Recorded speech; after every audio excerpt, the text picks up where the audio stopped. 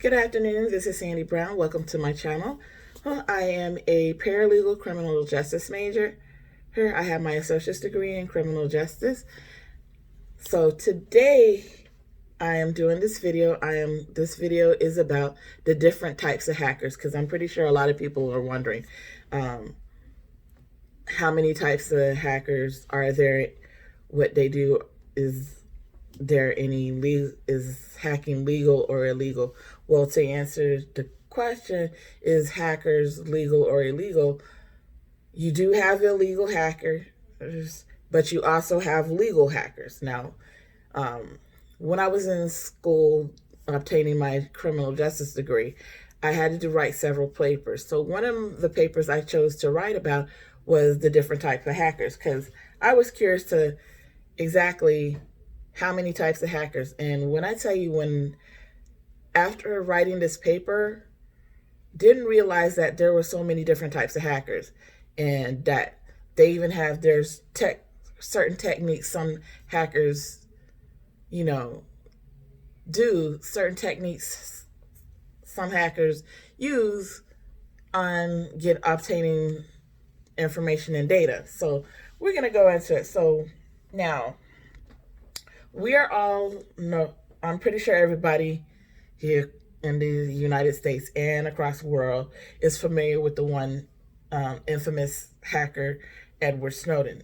There's also another famous hacker, Jonathan James, Adrian Lamo, and of course, we are familiar with Anonymous.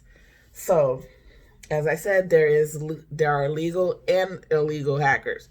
So, I will go on to explain further. So, let's get down to where, please forgive the glare in my glasses. I wear glasses and I can't take them off, because if I take them off, I'm blind as a bat, so I can't see for anything. So, the first hacker that we're going to talk about is called a script kiddie. Now, a script kiddie is a person or persons who uses existing scripts, codes, or other tools to gain entry into the computer system or network. So when they go into the system, they don't understand the way the tools function, or the way the system or the network is designed. So they're pretty much basically what a script kiddie is. They'll hack into the system. They don't know what's going on. They just pretty much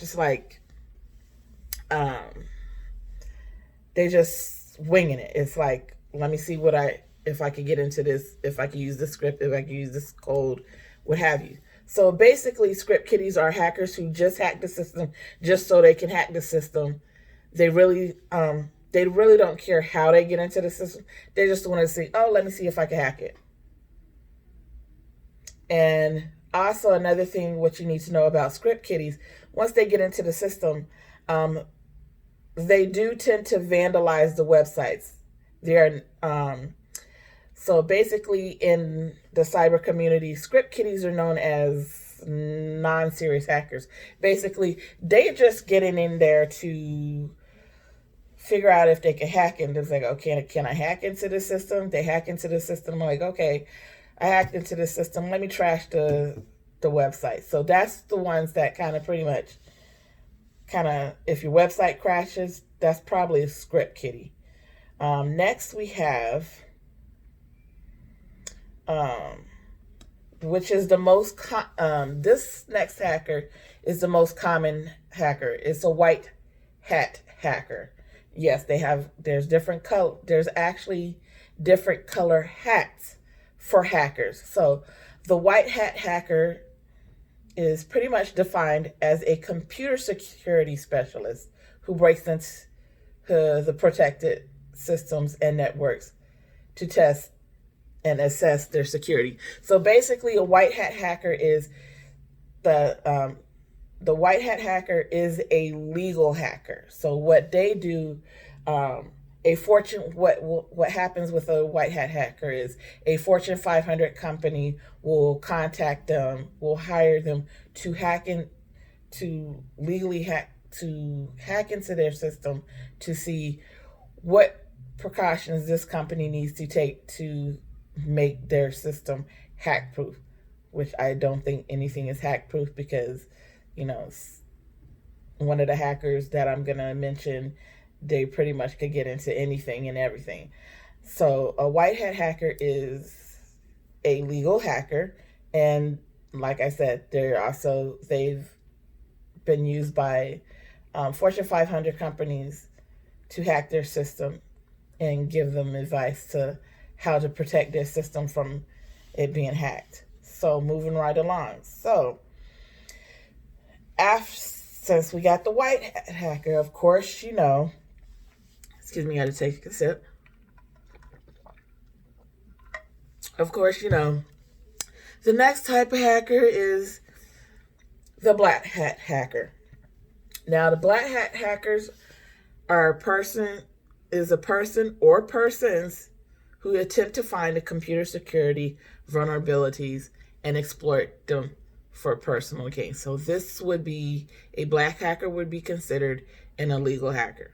So they hack into the system for personal financial gain and also other malicious reasons.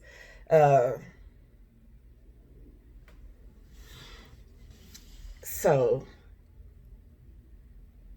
black hat, so the black hat hackers are illegal hackers. So they're the ones that, you don't want them hacking into your system because they're pretty much they're either gonna do it for malicious reasons or they're looking for financial gain. So next hacker is the gray hat hacker. You could even spell it, the gray hat hackers, you could either spell it Grey or Gray. So the gray hat hackers are people who may violate ethical standards or principles, but without malicious intent. So basically, gray hackers are hackers who have no harmful intent and only wants to exploit how vulnerable a website's business cybersecurity system is. And they tend to make it known to the public that, hey, I hacked into your system. This next hacker, is rarely known. You rarely hear of them. It's the green hat hacker. Now, so green hat hackers, they're known as the babies of the hacking community. They are similar to the script kiddies, but the difference between a green hat hacker from a script kiddie is that they do care. So when a green hat hacker hacks into the system, they do care, and they try to, and they also try to be a better hacker. So they are known by the hacker community for asking basic questions. So basically, when they get the answer to their question, they'll listen with the intent and curiosity of a child listening to family stories. So basically, the green hat hackers, they pretty much care. They're not, the script kiddies don't care. They don't care if when they hack into the system, they really don't care. So next type of hacker is, we have our red hat hackers. And I am reading this off of the paper that I wrote, so bear with me. Our red hat hackers are known as vigilantes of the hacker community. They are like the white hat hackers to strive and stop black hat hackers. The way that the red hat hackers go about stopping the black hatters is extreme. They're extremely forceful by shutting the black hackers down, the black hatters down, by infecting their computer system with viruses and malware. Now, in case anybody didn't know, if anybody has Norton's Norton antivirus, you might want to delete that off your computer, because in actuality, Norton actually puts a Trojan in their antivirus software. So back to the Red Hat hackers. So they go after the black hatters with, like I said earlier, with force. So they shut down their system. Out of the hacking community, the Red Hat hackers are pretty much the most feared out of all of them. So I'm going to say for the anonymous hacktivists, I think I would put them in this category, but I'm not sure. I think they range from pretty much everybody, because it I guess depends on whatever the topic is for them. So finally, you have the blue hat hackers, the blue hatters. So the blue hatters are known as, they're the script kiddies taking revenge. So they will seek revenge on anyone. So pretty much if you piss somebody who is a blue hatter off, they're going to hack into your system. That's, if you notice some celebrities, they might have pissed someone off, or a fan might have been upset because they didn't respond to their email or their DM. So they was like, okay, I'm going to show you. So I'm going to hack into your system, hack into your phone, hack into whatever, into your computer and everything, because I'm pissed off. So we know the white, the black, and the gray hatters are the most commonly known types. So we're going to delve into different ways the hackers hack into the system. So we first start off with keylogger, which is a hardware device that hackers use to record a computer's keyboard strokes. So pretty much like if somebody's around, it records how, like when you type it in your passcode, it records that the keyboard strokes, sensors from the smartphones, and electromagnetic emission keystrokes and software is used. So keylogger is a commonly used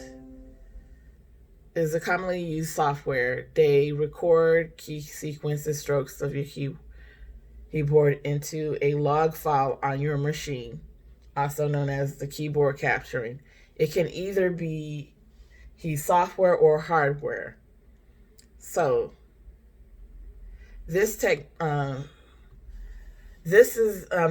that technique is how hackers hack into online banking system, which makes the bank institution give their clients the option to use a virtual keyboard when using a public computer. So basically, yeah, that's, the key logging technique is the way somebody's going to get into your bank account. That's why, if you notice, if your bank offers the vertical keyboard, that's the reason why they offer it. So the second hacking technique, you have DOS and DDoS, which is denial of service. This is where the hackers flood the targeted servers with numerous requests to overwhelm the site or server. So, for DDoS attacks, hackers often deploy botnets or zombie computers, which have got the only work to flood your system with request packets. With each passing year, as the malware and types of hackers keep getting advanced, the size of the DDoS attacks keeps increasing. So they're pretty much ruthless on that one. So the way they so hold on. My apologies. So, moving right along, because I was trying to stroll up with a stylus, but it's... So the third hacking technique, which some of us probably never even heard of, I don't even think I even heard of this, is a water hole attack. Water hole attacks in which hackers target the most accessed physical location to attack the victim. That point could be a coffee shop, a cafeteria, etc. So basically what this is like, this is why there are a lot of people try to warn us not to connect to public Wi-Fi, is because this is one of the techniques that they actually use, is to water. It's called a water hole technique, which once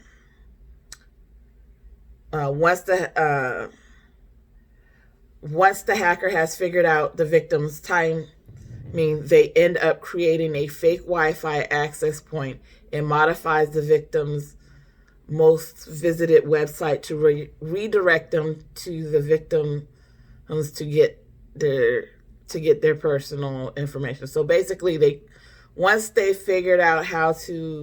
waterhole you and figure out how to get into your system, they'll create a fake Wi-Fi access so they can redirect you to gain your personal information.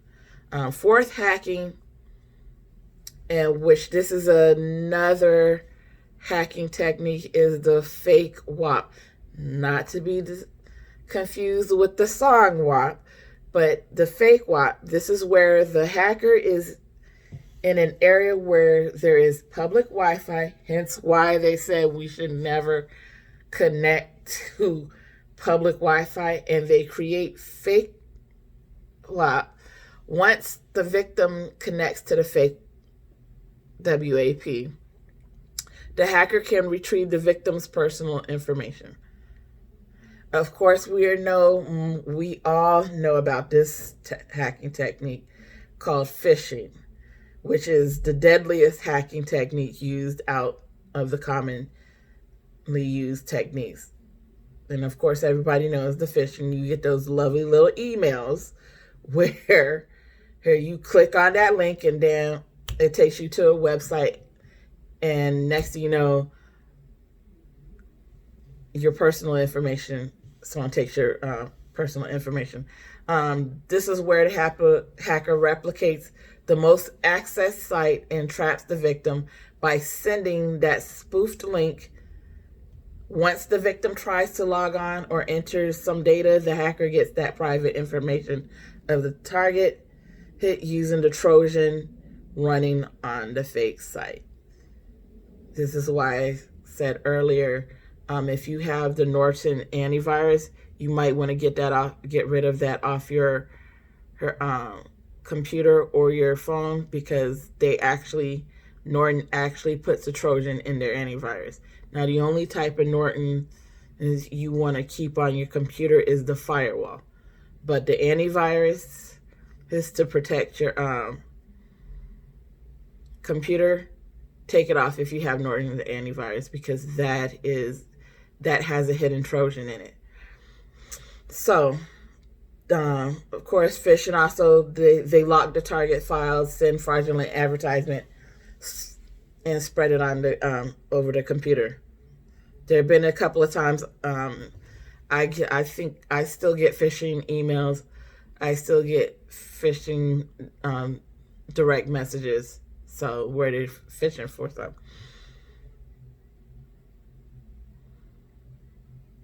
Okay, so the next one we're going to talk about some of the famous hackers. So I want to talk about a hacker named Jonathan James. He was the first juvenile to be imprisoned for a cybercrime at the age of 16. Now, I don't know if anybody knows about the movie or familiar with the movie War Games. Yeah, the movie War Games happened to be based off of him. So, James was better known as Comrade, and so he spelled it with C and a zero in rad, in which he served 6 months in juvenile detention for hacking into computers used by the Defense Threat Reduction Agency from late August to late October in 1999. The Defense Department agency monitors threats to the United States from nuclear, biological, and chemical weapons, as well as conventional arms. James had intercepted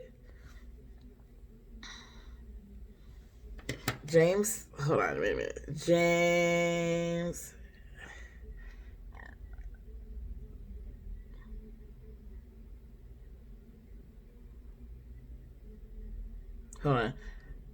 James had intercepted more than 3,300 messages and at least 19 user names and passwords. So,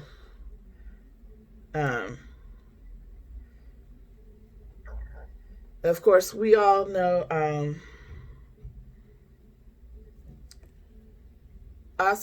we also know the group Anonymous. We're also familiar with the group Anonymous. Now, Anonymous is a group of people, we don't know who they are. And I think to this day, we still don't know who they are because there's so many and we don't know exactly where they're located. So Anonymous, they would be considered like hacktivists. So they're hacktivists. So they're the ones I think they wear many of the different color hacker hats. I think they would be considered red hat, but I'm not sure because they really don't they're more hacktivists. I don't think they really do anything for personal gain, but they will release information for the greater good, even though what they do is deemed illegal, but they'll do it for the greater good. So that is my video about the different type of hackers. I hope you enjoyed it. I apologize if I tend to pause a lot. I have a COP, which when I was in Hawaii, it was diagnosed as, they called it restrictive lung disease, where I have to take a pause between sentences. So sometimes I'll pause in between sentences. So I hope you enjoyed this video. Like and subscribe. Give me a comment on what you think about this video. And I will see you in the next video.